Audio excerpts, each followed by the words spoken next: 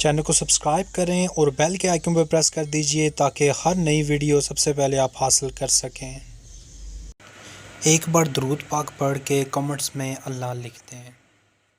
ہمارے والد نے ہماری ضروریات کو پورا کیا، وہ بوڑھے تھے اور ہم ان کی آخری عمر کی اولاد، اور وہ بڑے مشکل لمحے تھے جس طرح انہوں نے ہمیں پالا ہے۔ اگر وہ گھڑیاں ہمیں یاد آئیں تو کلیجہ منہ کو آتا ہے، لیکن انہوں نے ہمیں اس کے باوجود بھی رزق حلال دیا، مشکوک رزق سے بھی ہمیں بچایا انہوں نے، بلکہ ایک مشکوک سے آگے بھی درجہ ہے کہ رزق مشکوک نہیں ہوتا، رزق خالص ہوتا ہے، لیکن جو ہے وہ اس میں آپ اپنے وقار کو مجروح کر کے یا کسی سے وقتی فائدہ حاصل کر کے اس رزق کو حاصل کرتے ہیں۔ الحمدللہ اللہ کے فضل سے انہوں نے ہمیں اس سے بچایا۔ اس کی صرف میں 2 مثالیں آپ کو بتاتا ہوں۔ میرے والد گرامی کپڑے کا کام کرتے تھے، اور دنیا کے اوپر کسی نے ایسا دکاندار نہیں دیکھا ہوگا جو دکان بند کر کے رکھتا ہو۔ وہ کہتے ہیں لوگ آ کے بیٹھ جاتے ہیں اور میرا وقت ضائع کرتے ہیں، میں نے قرآن مجید پڑھنا ہوتا ہے۔ تو جو گاہک آتا تو دروازے کو دستک دیتا، قرآن مجید بند کرتے، دروازہ کھولتے، ہاں بھئی کیا لینا ہے؟ اس نے کہا یہ لینا، لیا، فارغ، پھر دروازے کو نکلا گیا۔ ایسا بھی کوئی تاجر دیکھا آپ نے؟ اللہ اکبر۔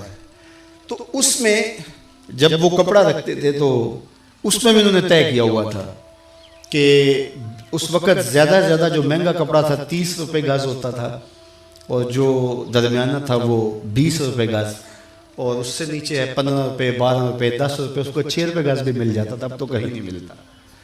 تو انہوں نے ایک ریشو رکھی تھی کہ 10 پہ 1 روپیہ، تو جو 20 روپے گز کپڑا تھا وہ 21 روپے گز بیچتے تھے، 21 روپے اس سے لیتے تھے، اور جو 30 روپے فی گز کا ہوتا تھا اس سے جو ہے وہ 31.5 لیتے تھے، وہ باقاعدہ اوپر لکھا ہوا ہوتا تھا۔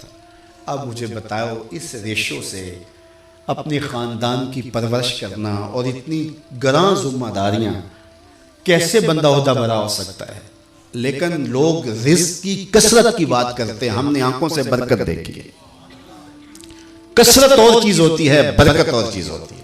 تو جو میں بات بتانے لگا ہوں، میرے بیٹے بھی بیٹھے ہیں اور آپ سارے میرے روحانی منتسب ہو میرے ساتھ، اور آپ نے آگے اپنے نسلوں کی تربیت کرنی، اور اس چیز کا ہم نے خیال رکھنا ہے کہ اپنی اولاد کو کس طرح کی تربیت دینی۔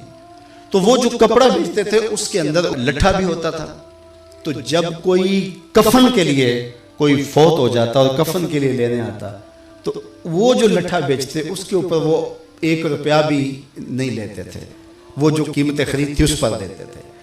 تو ان کا شعور یہ تھا کہ یہ کمائی میری اولاد نے کھانی ہے، تو میں ان کی تربیت کر رہا ہوں، تو یہ بھی پیسے ان کی تربیت میں نہیں لگنے چاہیے۔ اور دوسرا، چونکہ یہاں دیہات کے کافی لوگ بیٹھے ہوئے اچھی طرح جانتے ہیں، ان کے لیے جو ادب اور احترام کا لوگوں کے دل میں مقام تھا اور جو محبت تھی، تو وہ کاموں کے سے یہاں اس وقت یہ چنگچی بھی نہیں تھی، کوئی یہاں پیک اپ بھی نہیں چلتی تھی، تو اس وقت ٹانگے وغیرہ چلتے تھے۔ تو کبھی بزرگ تشریف لاتے تو کسی ٹانگے پہ بیٹھتے، وہ فخر محسوس کرتا اور پھر وہ آپ سے کرایہ نہ لیتا، آپ بڑا زور بھی دیتے تو زیادہ تر لوگ نہ لیتے، تو وہ کپڑا لے کر کے آتے، تو وہ پھر یہ جو راجبا جا رہا ہے، یہ تقریباً یہاں ٹول پلازا جہاں بنا ہے اس سے پیچھے ایک جگہ ہے، وہاں اتر جاتے اور وہ 1.5 من کا بورا سر پہ اٹھا کے یہاں آتے۔ کیوں؟ اس لیے کہ وہ بیچارہ تانگے والا وہ میرے سے کرایہ نہیں لے گا، تو اس کی بھی تو روزی کا مسئلہ ہے نا، تو وہاں سے اٹھا کر کے سر پہ لے کر کے آتے۔ اور اس کا دوسرا فائدہ یہ ہوتا کہ جو اخراجات کپڑے کے اوپر پڑتے وہ کم ہوتے، اور وہ خود اپنے اوپر لے لیتے تاکہ گاہک کے اوپر یہ بوجھ نہ آنے پائے۔ یہ ہے ان کی تربیت کا رنگ۔ تو یہ بات ذہن میں رکھیے گا کہ اپنی اولاد کے لیے سال رزق کے لیے کوشاں رہنا، اور اس کے لیے محنت کرنا، اور شعوری جدوجہد اور شعوری محنت میں لگے رہنا۔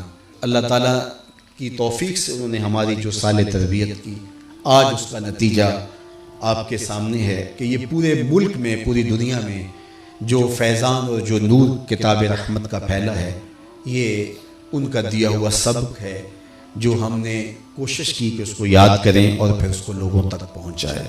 میں جو کچھ بھی ہوں تیری توجہ کا روح ہوں، میری زندگی تیرے پیار کا